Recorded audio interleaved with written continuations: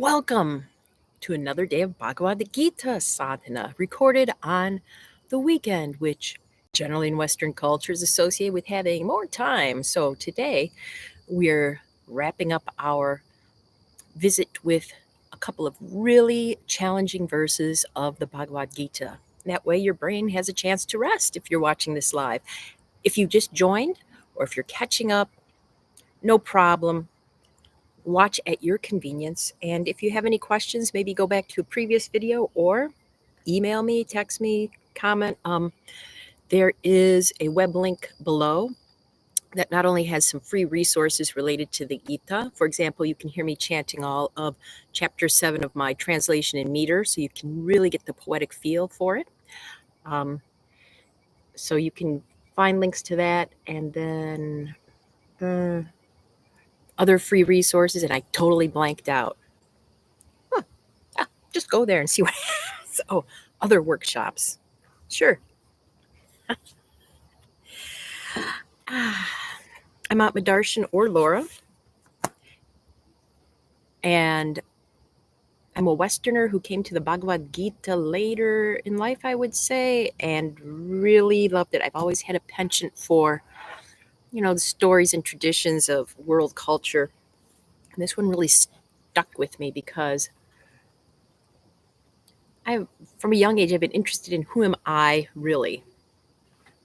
And Bhagavad Gita encourages you to be you, but not only that, it helps you know who you are, because so much of who we think we are, I'm even realizing at my age, even as I get older, how much of me is not me, but conditioning put on me by society or inflicted on me by the events of my early childhood. The Gita is said to be a tool for getting free. And one of the big ways it speaks about getting free is to really expand your sense of self. Arjuna in the Gita represents a limited sense of self, a time-bound, almost helpless state of being where things just seem to happen to you. Oh, I'm in this situation, woe is me. And Krishna, his spiritual guide, is more of the real deep core of who you are, who actually understands what's going on. And because he understands what's going on, he's having a heck of a good time in life. Anything you throw at Krishna, he's like, all right. And that's the kind of attitude I would love to embrace. And speaking of embracing, yesterday's practice was dedicated to you, with a capital Y, you. Today's practice is dedicated specifically to you in the form of Amy Rose. Congrats with all that's going on with you. Yay. And of course, my best wishes go out to all. If you ever want me to recognize somebody specifically, just let me know. Because they may not be as separate from you as you think they are. So we're going to review a little bit chapter 9, verses 4 and 5. And I'm reading from my commentary because, as I mentioned, I kind of forgot how to untangle these verses. They are really challenging ones. They engage our head, but ultimately are meant to lead us to our heart, to feeling who we are instead of trying to intellectually understand. And I think that's why these verses are so challenging, because understanding the experience of you is ultimately beyond our mental limits. We have to look at a deeper level. So here's Krishna talking to Arjuna, and Krishna is talking from this perspective of being your real self. And in Sanskrit, there are no capital letters, but in the English version, I've used a capital M, me, when Krishna is talking about his deepest self, and a small m when he's talking about his more limited embodied being. So there are all capital M's in this one. Here we go. Verse 4 of chapter 9. By my unmanifested self, the universe is pervaded. All beings exist within me, but I do not exist in them, and yet they do not rest in me. Behold my divine yoga, I sustain them all, I cause them all, but without dwelling within them.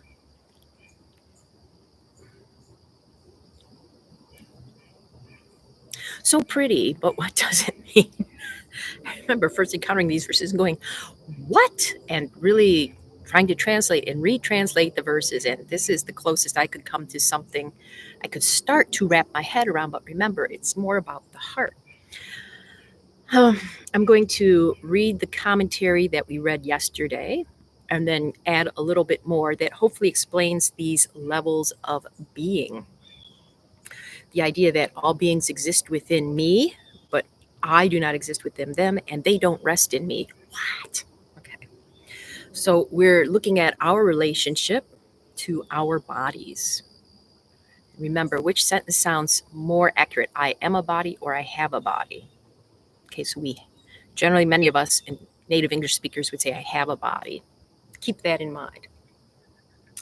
Would it be fair to say that your whole body is permeated by a sense of you being you? That is, when you look in the mirror, do you think that is somebody or that is my body? Every one of the trillions of cells that make up your body are part of you. Yet, do you exist in any one of them? For example, when you scratch an itch, do you immediately feel you are less than you were because some of your skin cells have been removed? If one of your toes were amputated or one of your kidneys removed, I just gave blood on Sunday, so this really impacts me. So, would you be someone different? Was I someone different because I was down a pint of blood? Would you say, well, I better get a new identity because my old one just vanished with that body part? I didn't after Sunday, so you can answer for yourself. Let's look at another level of your being. When you are in one of your dreams, in which case you are not made up of cells at all, but of thoughts, does your sense of you still exist?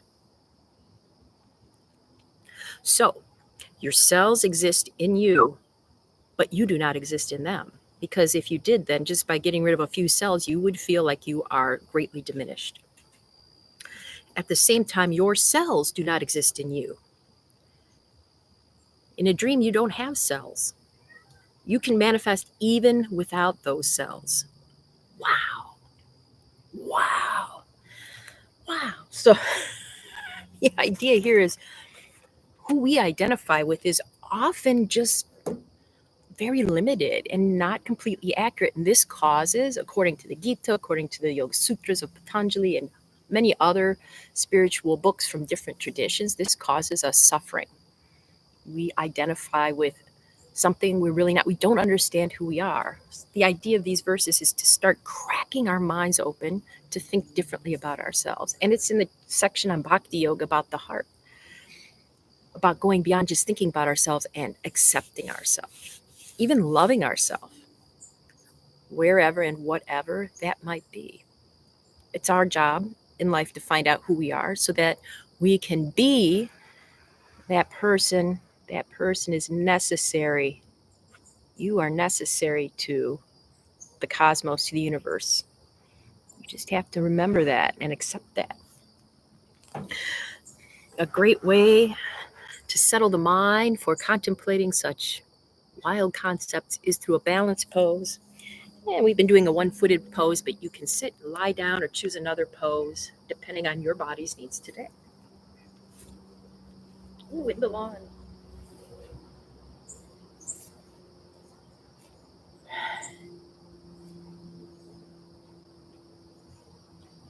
Usually I do this, but today because of my knee, I'm doing this.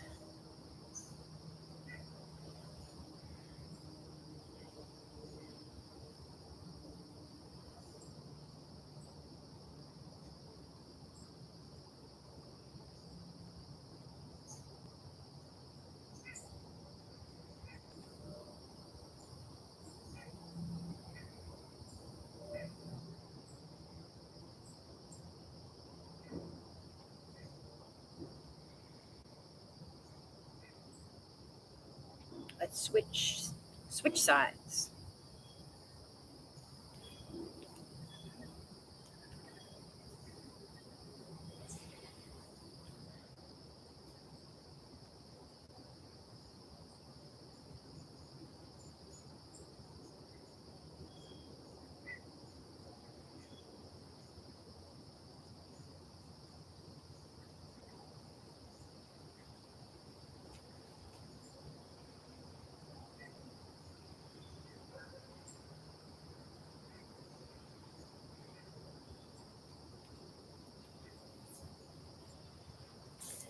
Come on back and prepare yourself for contemplation.